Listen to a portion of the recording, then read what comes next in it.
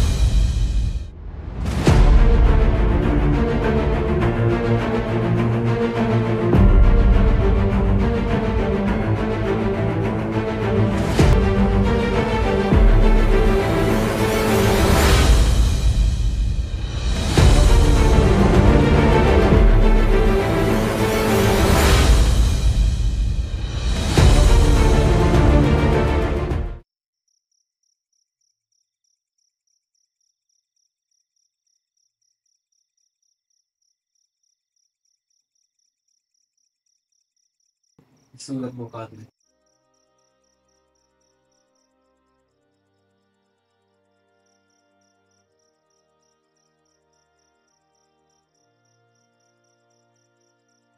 Idinaos ang piging ng mga estudyante sa bulwagan ng Monsiteria Macanista de Buen Gusto. 14 na binata ang naroon upang ipagdiwang ang kapasyahang iginawad ukol sa usapin ng pagtuturo ng wikang Kastila.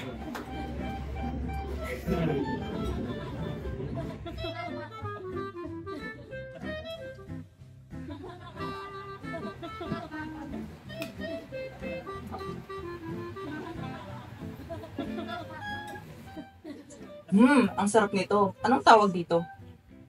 Pansit lang. Nang maiba naman rito. Sa karangalan ni Don Custodio, papangalanan ko tong panukalang sopas.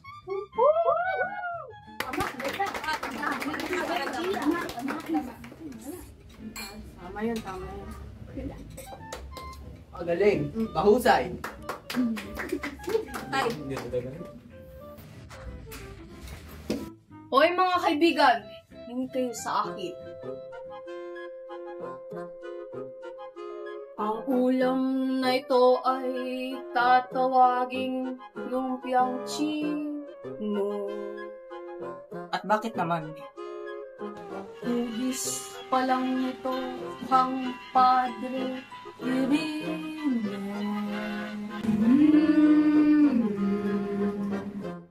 Makunat na balat ng Padre Irene.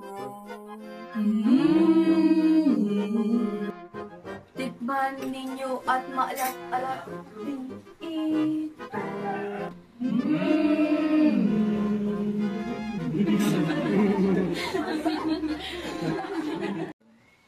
Ako din. Mayroon din. Pansit gisado. Ang tawag naman nila dito. Parang bayan ang pamahalaan. Nakikinabang na sila. Sinasama panito.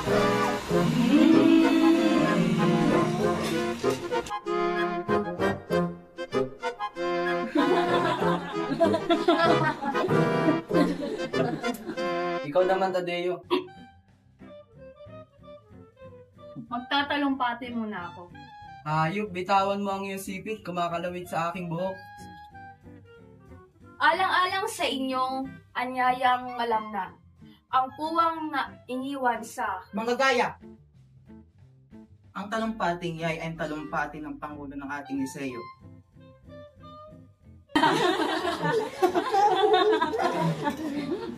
Kung ang bitukang busog ay nagpupuri sa Diyos, ang bitukang gutom ay nagpupuri sa praile. Paintulot ninyo mga kapatid na sa isang sandali maging maginoo, palakad-lakad ako upang magtanggol sa mga nasalanta. Sa mga banal na samahan na nagbulat sa atin.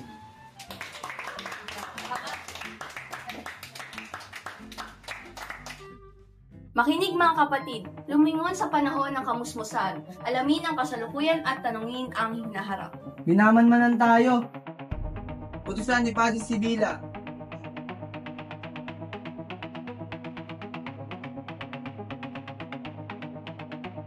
Ang Alifi ni Vice Rector, ang amo ni General.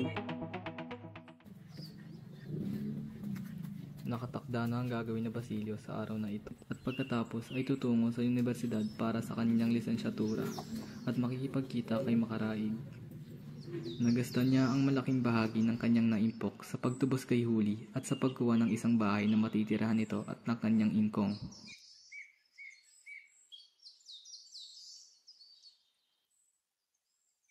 Paghihimagsik,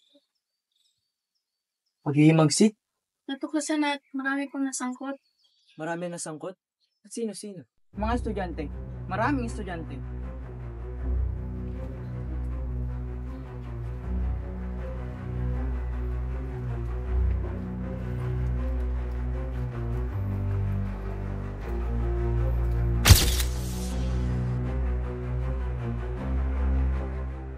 Sa loob ng isang oras magsisimula ang himagsikan.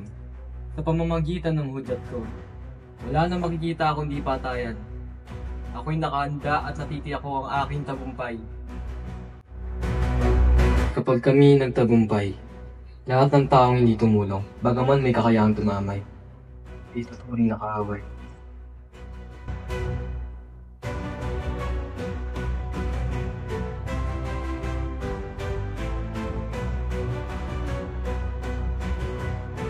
Basilio, ako'y naparito upang ihandog ang dalawang bagay.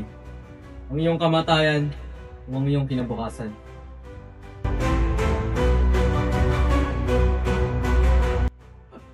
Ang aking kamatayan? O kinabukasan?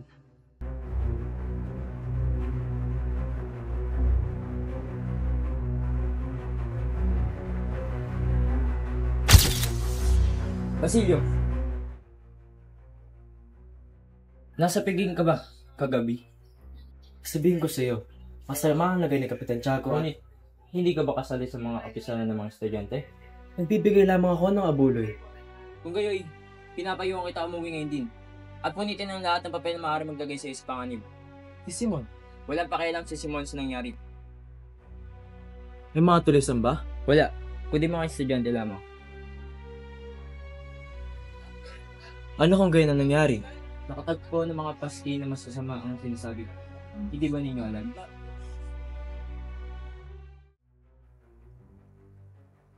Sagani?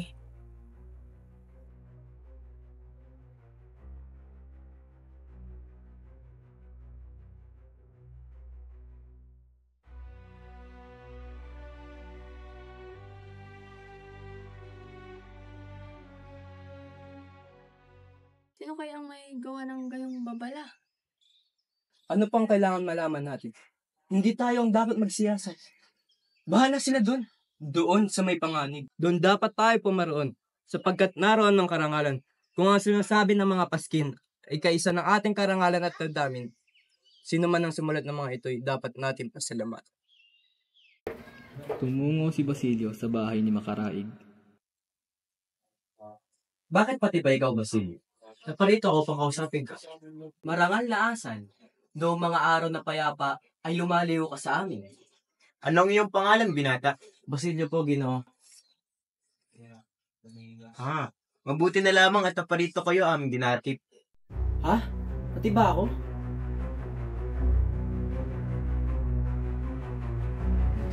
Huwag ka mag-alala, kaibigan. Sumakay ka sa karwahe at isasalaysay ko sa iyo ang nangyari sa hapon ng kagabi.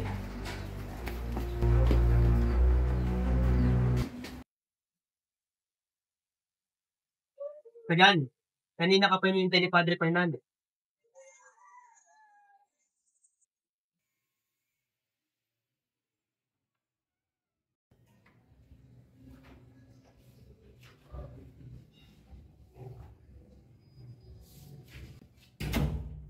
Anong ibig sabihin sa amin ng mga estudyanteng Pilipino? Na kayo magsitupad sa inyong tungkulin. Na kami tungpad sa aming tungkulin? Ano-ano ang tungkulin na inaatang ninyo sa amin? sa aking pagiging estudyante Pilipino. Hindi ko inaakalang ako'y may karapatang sumuri ng iyong pagbibigay ng kurikulum sa Katolisismo, sa pamahalang Pilipino at sangkatauhan. Bilang mga prayle, sa larangan ng pagtuturo sa kabataang Pilipino, itatanong ko naman po ngayon, tumutupad kaya ang mga prayle sa kanilang pananagutan?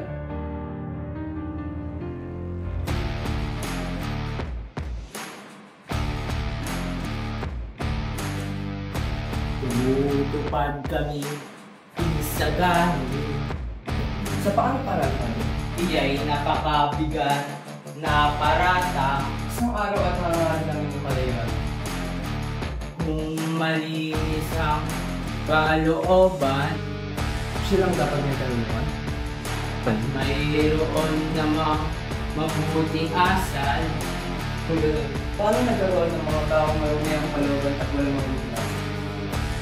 Sira ang kuha sa magulang. Kung ang malay ko, abay ewan, hindi ko kami pinatos. Kung sino man kami, ay kayo ang may kagalawan. Nagkakamali kayo sa gani. Sino ang may sala sa pangyayaring iyan?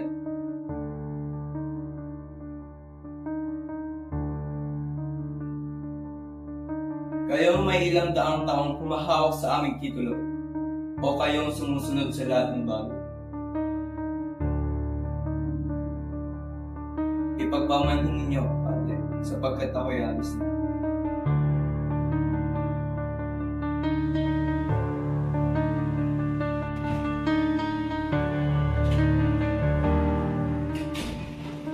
Saka pupunta yung sigan? Sa pamahalang sibil, titignan ko ang mga baskin at makikisama sa iba.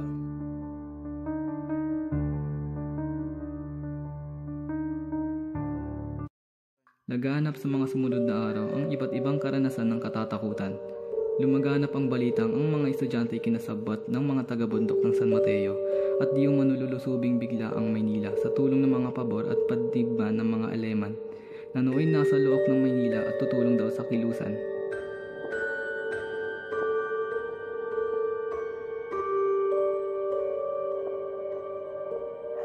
Kapitan Tiago, hindi maganda para sa iyo ang palagiang pag-iisip, lalo na't nakapiit sa bilangguan si Basilio. Nahalughog ng mga Guardia Sibil sa kanyang mga libro at nakitang may mga nakaipit doon.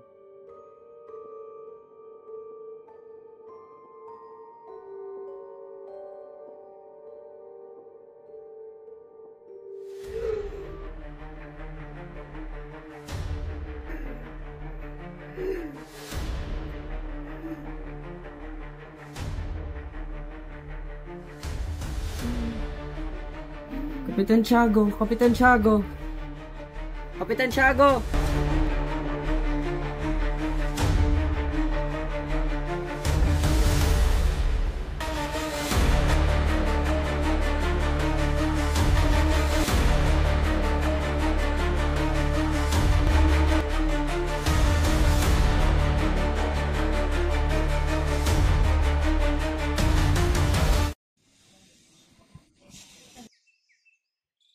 Uy, alam nyo ba? Marami ngayong mga estudyante hinuhuli. Kaya nga, Huli na ba si Tadeo? Naku, nabaril na siya. Naku, hindi pa siya nagbabayad ng utang niya sa akin. At baka mo pag hinalaan ka sa buwan kayo, humugon ng lahat ng aklat na ipinayar niya sa akin. At sapagkat baka matagpuan kapag nansiyasan, dapat maging handa kayo lalo ng ginaw. Makulong din daw si Sigani. Walang isip ang isaganin yan. Di naman siya dinarakit kung bakit naparoon at nagsisinta. Tiyak nababaril din siya.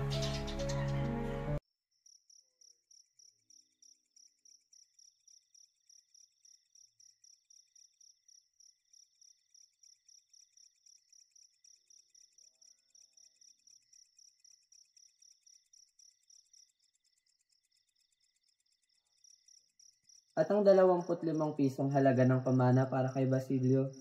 Nawawalang bisa ko. Hindi ko nagustuhan ang kanyang pakikitungo itong mga huling araw. Kung gayon, dadalhin mo to sa iyong budhi hanggang sa ikaw ay mamatay. Sa tahanan ng Yumao ay nagkatipon-tipon at pinag-usapan ng mga kilala at mga kaibigan na nasawi ang isang himala. Nabalitaan niyo na ba ang nangyari kay Kapitan Tiago? Si Kapitan Santiago ay nagpakita sa monghan.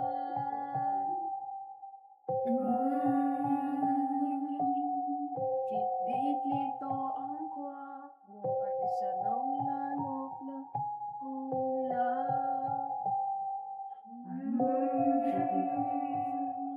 Sila ay natuwa ang daming binigay na pera.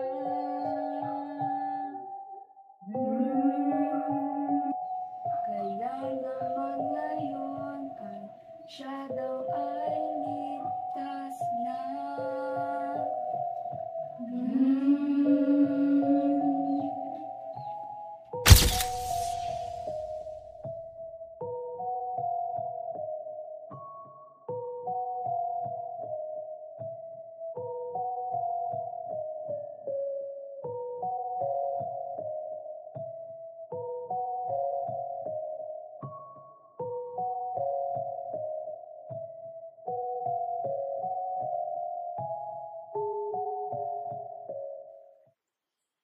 Uy, alam mo ba, posible kang ipatapon si Basilio.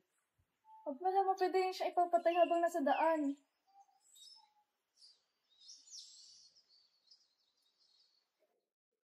Huli, alam mo ba na posibleng ipatapon at ipapatay si Basilio dahil sa kanyang pagkahuli?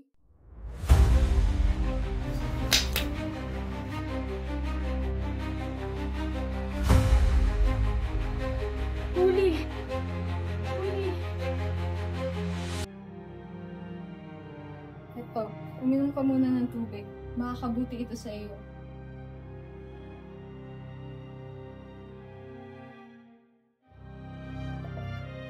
Huwag kang mag-alala. Hihingi tayo ng tulong upang makalikom ng 30 piso upang maipabayad sa pagkalaya ni Basilio.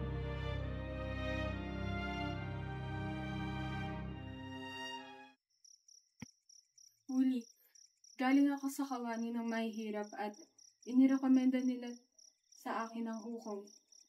Ngunit ang hukom na inirekomenda nila para sa atin ay si Padre Camora.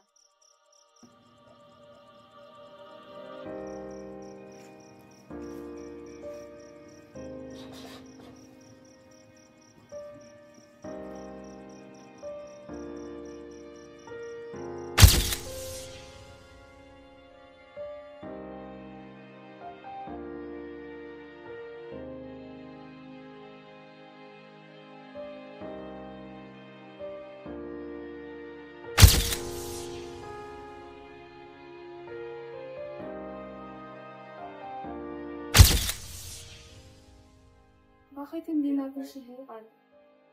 Alam naman natin kung gaano kalikot ang mga kamay ni Padre Camora pagdating sa mga babae. Huwag kang matakot. Kasama mo naman ako. Hindi ba payo ni Tandang Basyong Makunat na dapat lamang nagtutungo sa kumbento ang isang babae upang iulat ang nangyayari sa tahanan?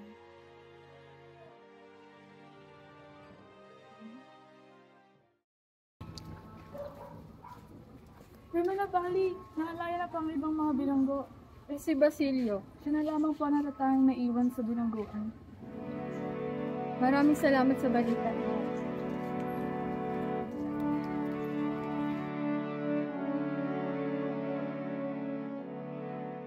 Siya, bumalik na lang tayo kung ayaw mo din. Pabayaan na lang natin paririn si Basilio at tagtililing ng tumakas. Pag namatay na, kung siya lang magsisisi.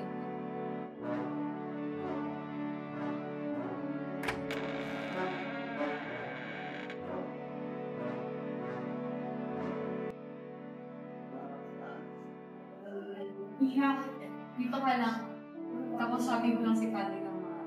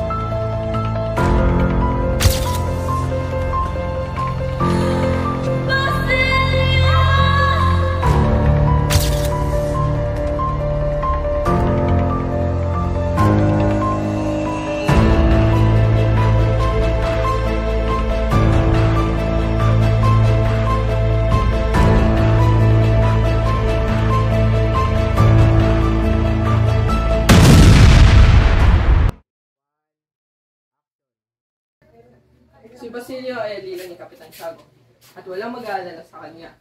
Ito ay ayon kay Padre Rene. Alila taga-aral, kung ganun, yan ang matira. Palagi ko po ang pinatang yan ay siyang lalo walang kasalanan. Lalang mabuti. Yan ay isang mainam na halimbawa upang katakutan ng iba. Madalas kailangan pasikatan ng isa upang kagalingan ng marami. Hindi po ba natatakot ang inyong kamahalan sa pananagutan? Wala akong dapat ikatakot. May karapatan akong gawin ang nais kong maibigang gawin. Para rin to sa kapuluan.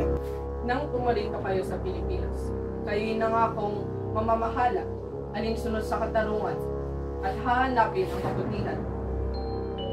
Pinangakuan ng mga hari ang mga pulong ito ng katarungan, at ngayon pinaglalaroan ang mga buhay at kalayaan ng mga mamamayan. Mag-iimagsik sila balang araw, mas nanaisin ko pang mamatay. Alam ba ninyo kung kailan naalis ang Koryo?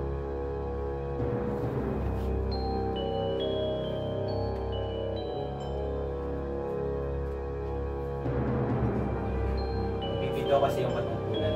Ang unang koryong aalis ay babalik na sa Espanya.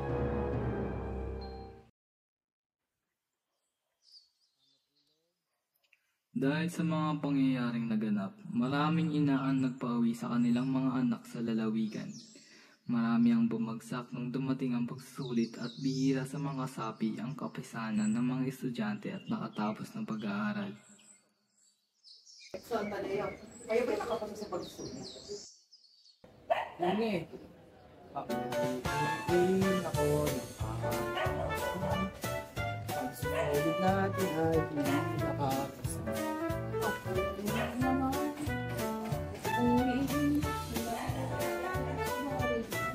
Hindi pa ako nakapasa. Paalam na sa'yo, kaibigan, ang saya-saya. Paalam na sa'yo, Sandoval, mag-iingat ka. Ang saya-saya. Ang saya-saya.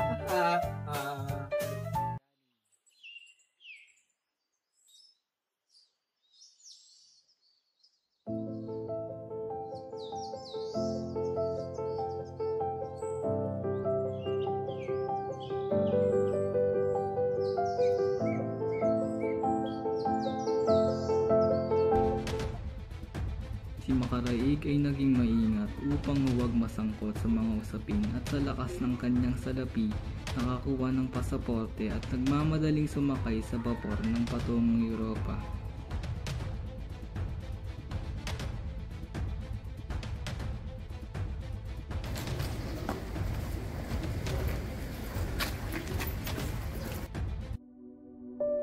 Tanging si Basilio ang hindi pumasa sa mga asignatura. Hindi rin bumagsak o tumakas sa Europa. Naiwan siya sa pagkakabilanggo at sumasailalim sa pagsisiyasat tuwing ikatlong araw. Doon rin niya nabalitaan ang nangyari kay Huli at pagkawala ni Tandang Selo.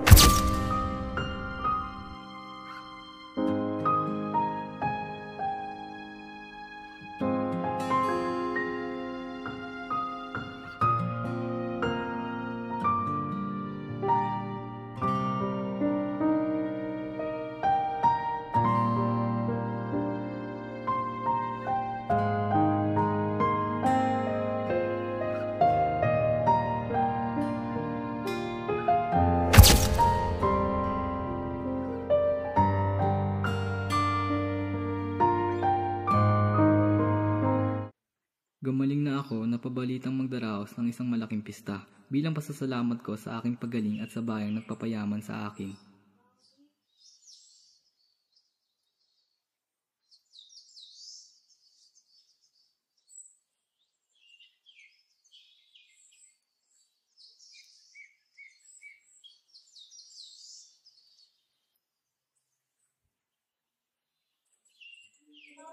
Pagpaumanin ninyo manito. Narito ba ang iyong ama? Ginoong Simon, mabulit magaling na kayo. Kung na lamang mong liligpit, Ginoong Simon, katawagin ko na lamang po ang aking ama.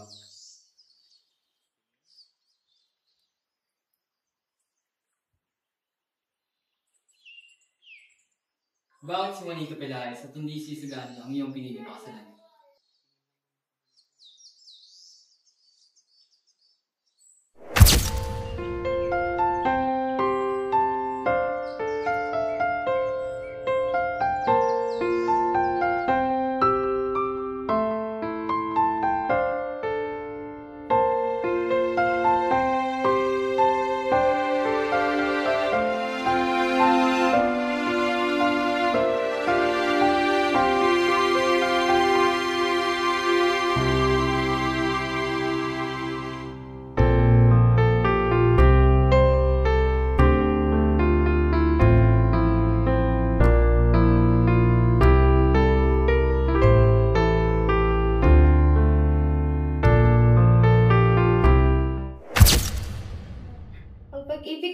Isagani ay napawi na. Dahil ba sa mga pasin at paggabi ng buong Isagani kaya nagbago ang mga kalooban? Ang pagdulog di Isagani sa may kapangyarihan habang ang iba ay nagtatago ay isang kahangalan. Si Juanito ay matalino, mayaman, at dugong Kastila. Samantalang si Isagani ay Probinsyano, walang pangarap, at mula sa di kilalang angkan?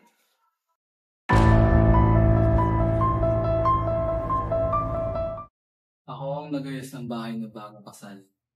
Ang pag-iisang dibdib ay daraos 2 araw bago umuwi ang naral. Maraming alingasgas na maglalabas ako ng tipak-tipak ng brilyante.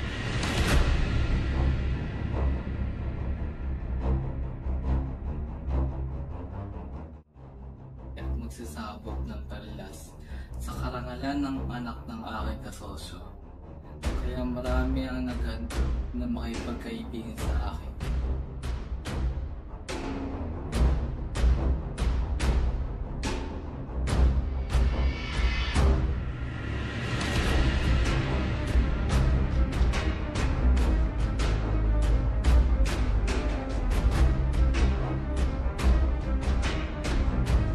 Naisulat mo na ba ang lahat, Padre Gomez?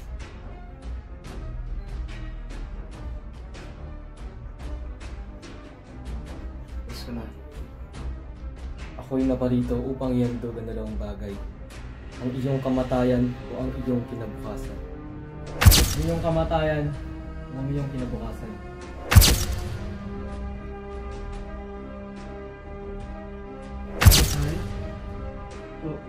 Kinabukasan. Kamatayan o kinabukasan. Oras na. Padre Gomez.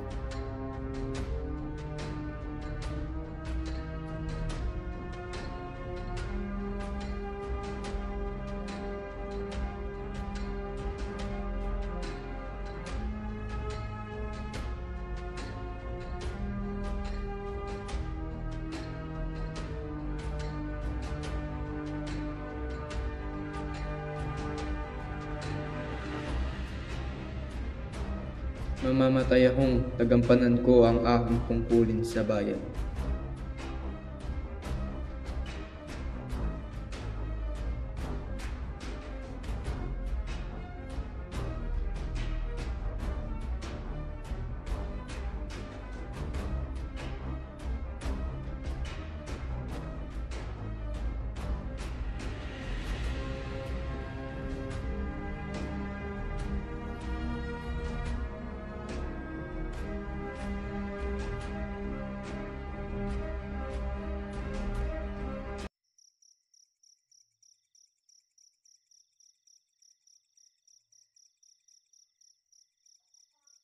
Nagbabasa ka na naman ng madilim, Pepe.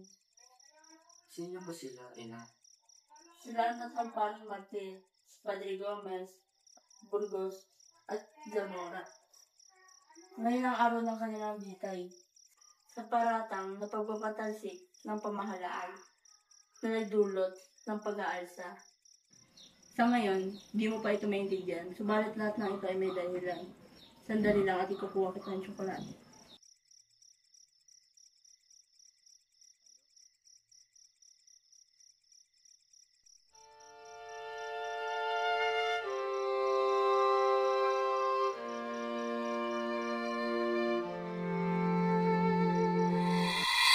Pepe, ito ang pluma.